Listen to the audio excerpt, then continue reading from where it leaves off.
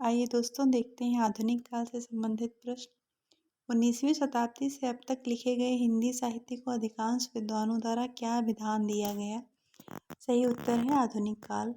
हिंदी साहित्य के आधुनिक काल को इस नाम से भी अभिहित किया जाता है, गद्य काल। आचार्य शुक्ल ने इसे गद्य काल नाम दिया था। रामचंद्र शुक्ल ने हिंदी साहित्य के आधुनिक काल को किस अन्य नाम से अभिहित किया? गद्य काल। ब्रज भाषा के आधुनिक कालीन प्रसिद्ध कवि हैं। सही उत्तर है जगन्नाथ दास रत्नाकर। रत्नाकर शब्द किस कवि के साथ जुड़ा है? सही उत्तर है जगन्नाथ। इनमें से जगन्नाथ दास रत्नाकर की कृति छांटिए। उद्धव शतक। उद्धव शतक के लेखक हैं। सही उत्तर है रत्नाकर। उद्धव शतक में कितने छंद हैं? तो ये यहाँ पर सारे विकल्प इसके गलत हैं। उद्धव शतक में 118 छंद हैं। रत्नाकर कृत गंगावतरण किस छंद में लिखा गया है? तो सही उत्तर है रूला छंद। उद्धव शतक की हमको लिख्यो है कहाँ, हमको लिख्यो है कहाँ, हमको लिख्यो है कहाँ, कहन सबे लगी में पुनरुक्ति द्वारा क्या बोध होता है? तो सही उत्तर है भावोत्कर्ष। भारतेंदु जी ने किस नाटक में स्वयं अभिनय किया है?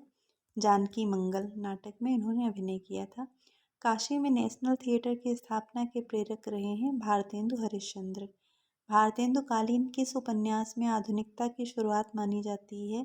सही उत्तर है परीक्षा गुरु। इसका प्रकाशन 1882 में हुआ। ये लाला श्रीनिवास दास द्वारा लिखित है। तदीय समाज से किसका संबंध था? भारतेंदु हरिश्चंद्र का। नवजागरण का अग्रदूत हिंदी के किस लेखक को कहा जाता है? भारतेंदु हरिश्चंद्र को। अंग्रेज राज सुख साज सजे सब भारी, पै धन विदेश चली जाती है अति ख्वारी। ये पंक्तियाँ किसके द्वारा लिखी गई हैं? ये भारतेंदु हरिश्चंद्र के द्वारा लिखी गई हैं। धन्य भारत भूमि सब रत्नन की उपजावनी, इस पंक्ति के लेखक हैं बद्री नारायण चौधरी प्रेमघन। लाला श्रीनिवास दास के संयोगिता स्वयंवर की सच्ची समालोचना किसने की थी? बालकृष्ण भट्ट ने।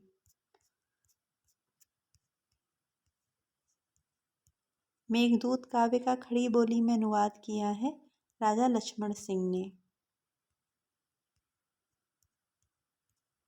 शेक्सपियर के सभी नाटकों का हिंदी अनुवाद किसने किया है? लाला सीताराम ने। गोल्ड स्मिथ की कृति ट्रैवलर का अनुवाद किसने किया है? श्रीधर पाठक ने।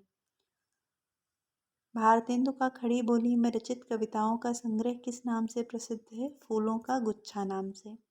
निम्नलिखित में से भारतेंदु कालीन कवि कौन से हैं? भारतेंदु हरिश्चंद्र, बद्रीनारायण चौधरी प्रेमघन, प्रताप नारायण मिश्र और अंबिकादित्य व्यास। कौन सा निबंधकार भारतेंदु युग का नहीं है? सही उत्तर है बाल मुकुंद गुप्त। ये द्विवेदी युग के निबंधकार हैं। भारतेंदु ने अपना बलिया वाला ऐतिहासिक व्याख्यान दिया था सन 1884 ईस्वी में। समस्या पूर्ति किस युग की विशेषता है? ये भारतेंदु युग की विशेषता है। भारतेंदु युग के नाटककार हैं श्रीनिवास दास। भारतेंदु युग का कौन कवि पुष्टि मार्ग में दीक्षित था? तो सही उत्तर है भारतेंदु हरिश्चंद्र। गद्य रचना को एक कला के रूप में ग्रहण करने वाले, कलम की कारीगरी समझने वाले लेखक थे बद्री नारायण चौधरी। आचार्य रामचंद्र शुक्ल ने इनके बारे में ये कहा है।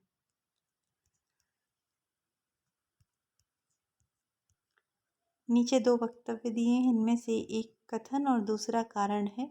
तो कथन है भारतेंदु युग के आते आते हिंदी में अनेक पत्र पत्रिकाओं का प्रकाशन आरंभ हो गया था।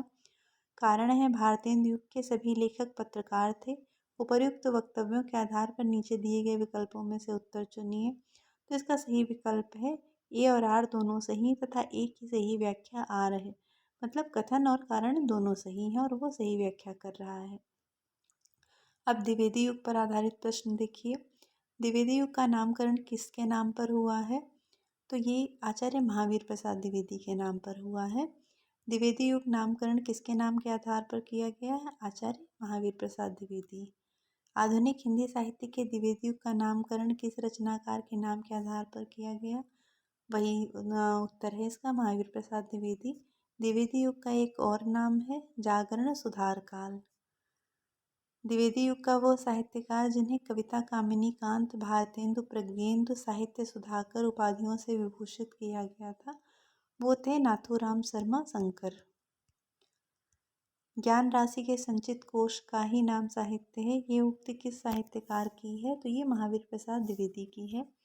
आचार्य महावीर प्रसाद द्विवेदी रचित अर्थशास्त्र विषय का ग्रंथ है ये संपत्ति शास्त्र। संपत्ति शास्त्र ग्रंथ जो है इसमें अर्थशास्त्र के बारे में बताया गया है। संपत्ति शास्त्र के लेखक हैं महावीर प्रसाद द्विवेदी। संपत्ति शास्त्र के लेखक हैं महावीर प्रसाद द्विवेदी। जूही की कली कविता को किस संपादक ने अपने पत्र में बिना प्रकाशित किए वापस कर दिया था? तो सही उत्तर है महावीर प्रसाद द्विवेदी।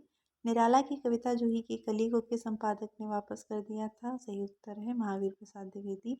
अंतःकरण की वृत्तियों के चित्र का नाम कविता है, किसने कहा है? महावीर प्रसाद द्विवेदी ने।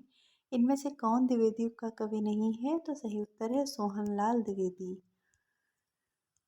द्विवेदी युग के सर्वश्रेष्ठ प्रगीतकार माने जाते हैं मुकुटधर पांडे। छायावाद का पूर्वाभास किस कवि की रचनाओं में प्रकट हुआ? मुकुटधर पांडे। किस कवि की रचनाओं में छायावाद का पूर्वाभास अनुलक्षित हुआ? वही उत्तर है मुकुटधर पांडे। खड़ी बोली हिंदी का प्रथम महाकाव्य है प्रिय प्रवास। ये अयोध्या सिंह उपाध्याय हरिऔध की रचना है। खड़ी बोली हिंदी का आधुनिक कालीन प्रथम महाकाव्य है प्रिय प्रवास। हरिऔध के प्रिय प्रवास महाकाव्य में सर्गों की संख्या है 17। अयोध्या सिंह उपाध्याय द्वारा लिखित काव्य ग्रंथ है चोखे चौपदे। वैदेही वनवास नामक काव्य किसने लिखा है? अयोध्या सिंह उपाध्याय ने। फिर से वही प्रश्न है। खड़ी बोली में प्रथम महाकाव्य प्रिय प्रवास के रचयिता हैं अयोध्या सिंह उपाध्याय हरिऔध। फिर वही प्रश्न है। खड़ी बोली हिंदी का प्रथम महाकाव्य प्रिय प्रवास।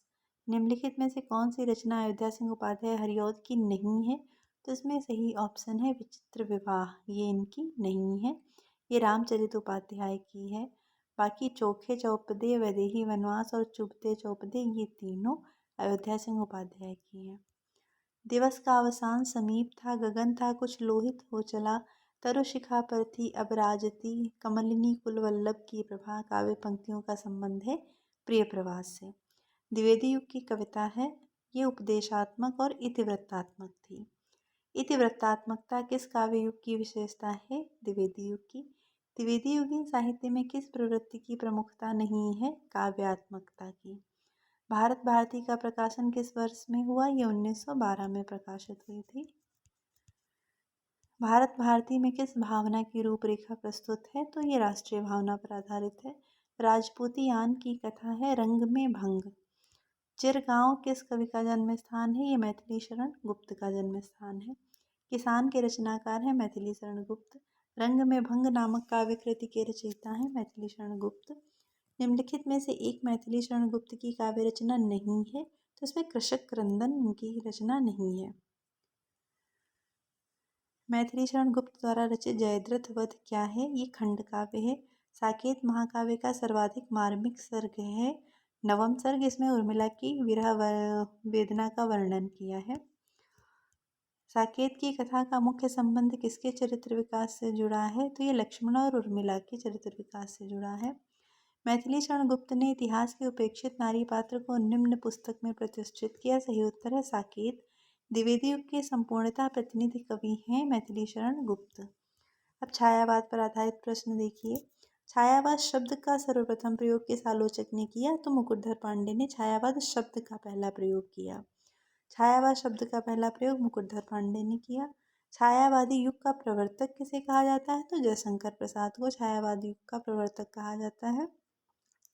इनका काव्य संकलन झरना 1918 के प्रकाशन के साथ ही छायावाद युग का आरंभ माना जाता है। छायावाद की पहली रचना मानी जाती है झरना। आधुनिक काल की किस काव्यधारा में रहस्यवाद की भावना पाई जाती है? तो इसका सही उत्तर है छायावाद। बेटा छायावाद की पहली रचना मानी जाती है, इसमें झरना दिया हुआ है। और वैसे मुकुटधर पांडे की कविता कुररी के प्रति को छायावाद की पहली कविता माना जाता है। और पहला काव्य संग्रह जो है जयशंकर प्रसाद का झरना माना जाता है। तो ये आप ध्यान में रखिएगा। अगला प्रश्न है छायावाद की निम्नलिखित विशेषताएं हो सकती हैं? तो सही उत्तर है विशेषण, विपर्य, स्वच्छंद भावावेश और मूर्ति विधान। ठीक है, इतिवृत्तात्मकता नहीं, ये द्विवेदी युग की विशेषता है। चित्रात्मक भाषा एवं लाक्षणिक पदावली किस युग की कविता की विशेषता है? तो ये छायावाद की विशेषता है। छायावाद में वक्रता का वैभव मिलता है प्रसाद के काव्य में। निम्नलिखित में से किसका उत्कर्ष मिलता है? अभिव्यंजना का। अगला प्रश्न देखें। आधुनिक काल के तीसरे उत्थान की प्रमुख साहित्यिक प्रवृत्ति है छायावाद। जयशंकर प्रसाद की कामायनी की भाषा है खड़ी बोली। कामायनी को छायावाद का उपनिषद किसने कहा है? शांतिप्रिय द्विवेदी ने। कामायनी में श्रद्धा किसका प्रतीक है? हृदय का। कामायनी की श्रद्धा हृदय का प्रतीक है। जयशंकर प्रसाद की किस कृति को पहले ब्रज भाषा में तथा बाद में खड़ी बोली में रूपांतरित कर दिया गया? ये प्रेम पथिक थी। आंसू है। आंसू एक विरह काव्य है, तो इसमें से कोई नहीं। ठीक है। जयशंकर प्रसाद की कृतियां किस विकल्प में है? तो बी विकल्प में है, झरना, लहर, ध्रुवस्वामिनी और स्कंदगुप्त। निम्नलिखित में से किस कृति के लेखक जयशंकर प्रसाद नहीं है? तो सही उत्तर है चारुचंद्र लेख। ये हजारी प्रसाद द्विवेदी की कृति है।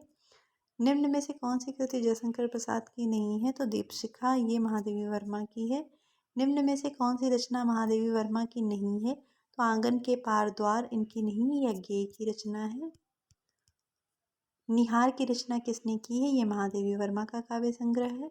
महादेवी वर्मा का प्रथम काव्य संकलन है निहार। सप्तपर्णा किसकी कृति है? ये महादेवी वर्मा जी की कृति है।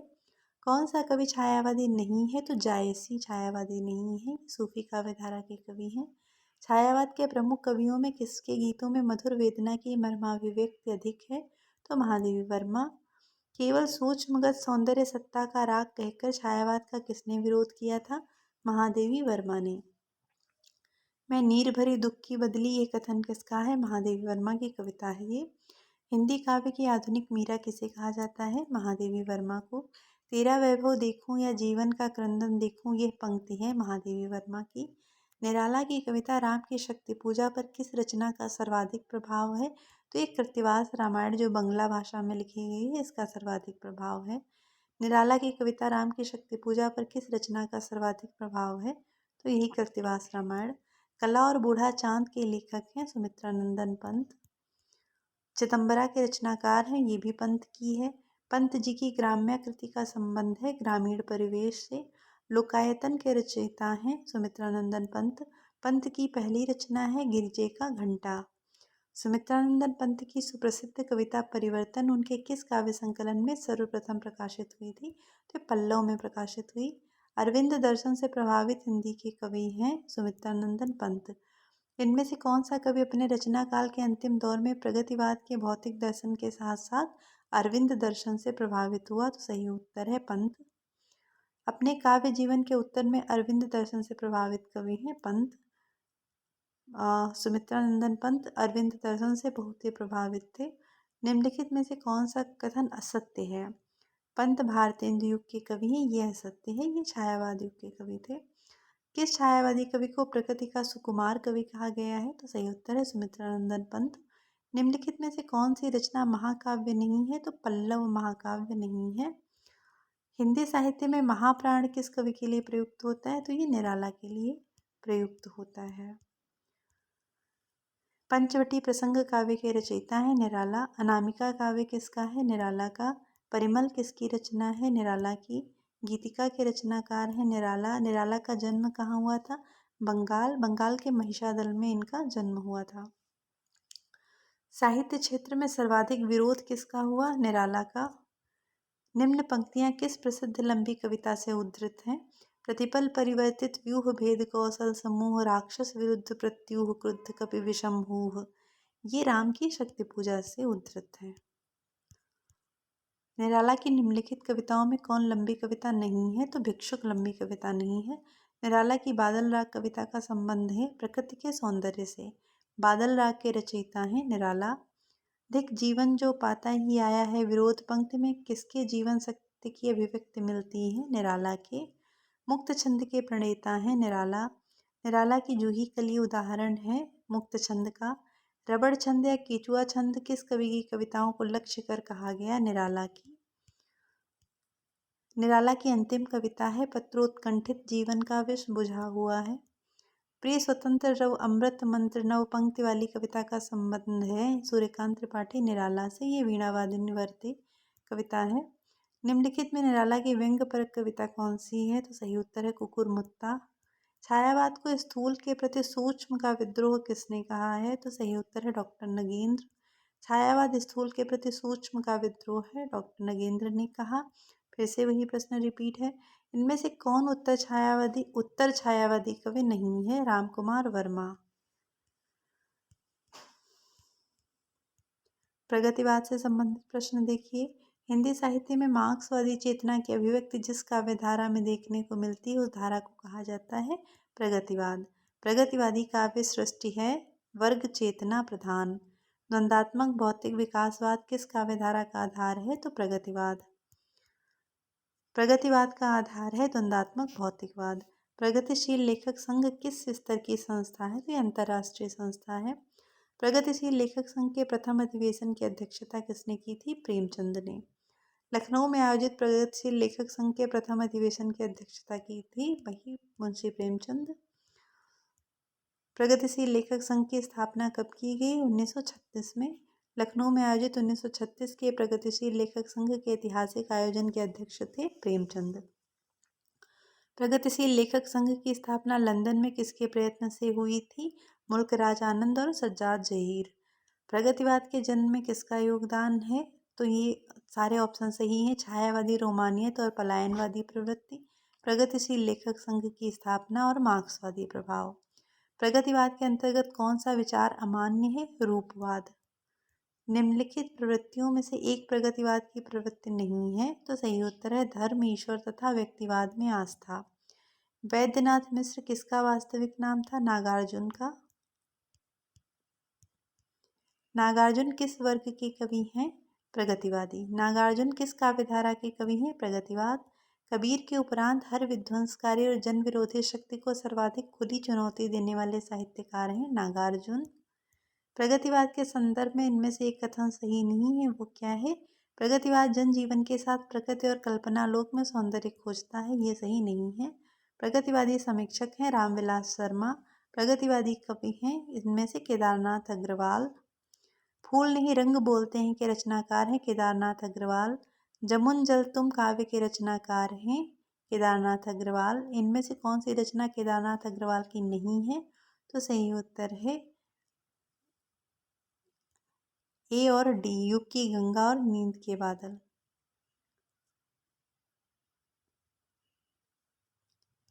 ये देख लीजिए आप एक बार, युग की गंगा तथा नींद के बादल केदारनाथ अग्रवाल की काव्य कृति है, जबकि युगधारा नागार्जुन की कृति है। केदारनाथ अग्रवाल ने आग का आईना भी लिखा है, किंतु विकल्प में आग का झरना है, अतः विकल्प में दो रचनाएं केदारनाथ अग्रवाल की नहीं हैं। तो इसमें जो है आप इसको एक बार देख लीजिएगा पढ़ करके।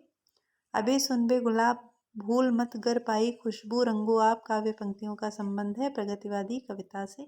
निराला की कुकुरमुत्ता कविता से ली गई है। प्रगतिवाद के प्रमुख कवि नहीं हैं अज्ञेय। अज्ञेय प्रयोगवादी थे।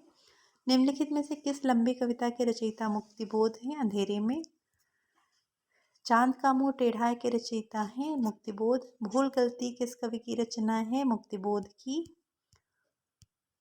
अंधेरे में कविता किसने लिखी? मुक्तिबोध ने। कामायनी पुनर्विचार नामक आलोचना ग्रंथ किसने लिखा? मुक्तिबोध ने। रहस्य पुरुष का बिंब मुक्तिबोध की किस कविता में नहीं है? अंधेरे में। गजानन माधव मुक्तिबोध की रचना चांद का मुंह टेढ़ा है में कौन सी कविता संकलित नहीं है? तो जन्मदिन की धूप में ये कविता संकलित नहीं है। मुक्तिबोध की किस पुस्तक को प्रतिबंधित किया गया था? भारत इतिहास और संस्कृति को। त्रिलोचन शास्त्री की कविताएं हिंदी के अतिरिक्त किस अन्य उपभाषा में है? तो अवधी में है। निम्नलिखित में दिनकर की काव्य रचना नहीं है। त्रिधारा इनकी नहीं है, सुभद्रा कुमारी चौहान की है। संस्कृति के 4 अध्याय किसकी रचना है? दिनकर की है। रामधारी सिंह दिनकर की किस कृति को आधुनिक युग की गीता कहा गया? कुरुक्षेत्र को। रामधारी सिंह दिनकर की काव्य कृति कौन सी है? तो इनमें से कुरुक्षेत्र है। दो राह समय के रथ का घर घर नाद सुनो सिंहासन खाली करो कि जनता आती है, ये पंक्तियां रामधारी सिंह दिनकर की हैं। बालकृष्ण शर्मा नवीन का सर्वप्रथम प्रकाशित काव्य संग्रह है कुमकुम। नवगीत दशक 1, 2, 3 का संपादक कौन था? शंभुनाथ सिंह।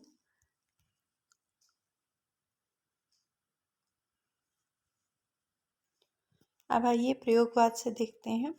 प्रयोग अपने आप में इष्ट नहीं है, वरन वो साधन है। ये कथन किस वाद से संबंधित है? ये प्रयोगवाद से संबंधित है। अज्ञेय का पूरा नाम है सच्चिदानंद हीरानंद वात्स्यायन। प्रयोगवाद के प्रवर्तक के अनुसार प्रयोगवादी कवि का मुख्य तथ्य क्या था? मुख्य लक्ष्य इसमें होना चाहिए तो नई राहों का अन्वेषण।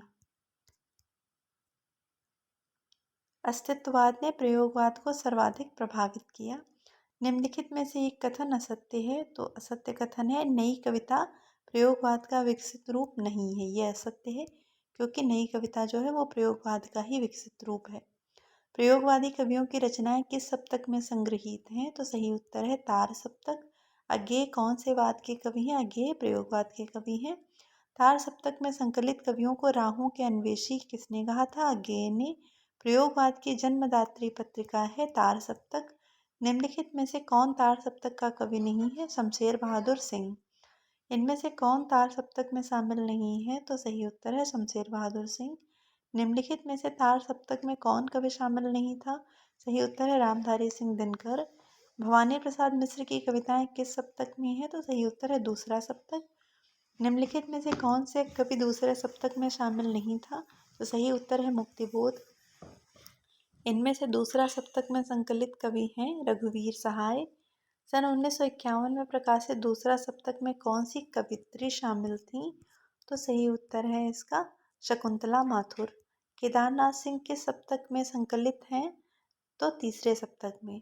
चौथा सप्तक में संकलित कवियत्री हैं सुमन राजे। तार सप्तक में कौन सा कवि सम्मिलित नहीं है? तो इसमें रघुवीर सहाय नहीं है। तार सप्तक का प्रकाशन वर्ष 1943 है। तार सप्तक का प्रकाशन वर्ष फिर पूछा गया 1943। तार सप्तक का संबंध किस काव्यधारा से है? तो ये प्रयोगवाद से है। आत्महत्या के विरुद्ध कविता संकलन के कवि हैं रघुवीर सहाय। कुआनो नदी कविता संग्रह के कवि हैं सर्वेश्वर दयाल सक्सेना। कुआनो नदी के रचनाकार हैं सर्वेश्वर दयाल सक्सेना। नकेनवाद किस काव्यधारा के लिए प्रयुक्त हुआ था? इनमें से कोई नहीं, वो एक अलग थी। प्रयोगवाद के भीतर ही एक अलग छोटी सी थी जिसको नलिन विलोचन शर्मा, केशरी कुमार और नरेश मेहता ने मिलकर के चलाया था। उसको नकीनवाद या प्रपद्यवाद के नाम से जाना गया। नकीनवाद नामक साहित्यिक आंदोलन के अग्रणी है नलिन विलोचन शर्मा, केसरी कुमार और नरेश मेहता। इनमें से कौन सा कवि नकीनवाद से जुड़ा हुआ है? तो ऑप्शन देख लीजिए, इनमें कोई भी नहीं है। इनमें से कौन प्रपद्यवाद से संबंधित नहीं है? तो प्रयाग नारायण त्रिपाठी नहीं संबंधित है।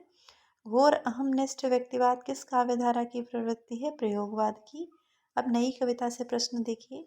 नई कविता के प्रवर्तक थे, तो नई कविता के प्रवर्तक अज्ञेय हैं, इसमें ऑप्शन नहीं दिया हुआ है। नई कविता के प्रमुख लक्षण हैं अनुभूति की सच्चाई और बुद्धिमूलक यथार्थवादी दृष्टि। नई कविता पत्रिका का प्रकाशन आरंभ हुआ 1954 में।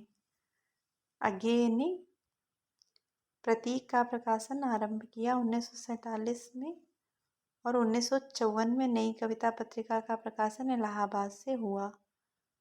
फिर वही प्रश्न है, नई कविता का प्रकाशन वर्ष है 1954। नई कविता की प्रमुख प्रवृत्ति है, ये सारी प्रवृत्तियां हैं बौद्धिकता का प्राधान्य, यथार्थवाद का अति आग्रह, कुंठा निराशा, संदेह की अभिव्यक्ति। लघु मानव की धारणा किसकी प्रवृत्तिगत विशेषता है? नई कविता की। नई कविता परंपरा का तिरस्कार है और नई कहानी परंपरा का विस्तार। ये कथन है राजेंद्र यादव का।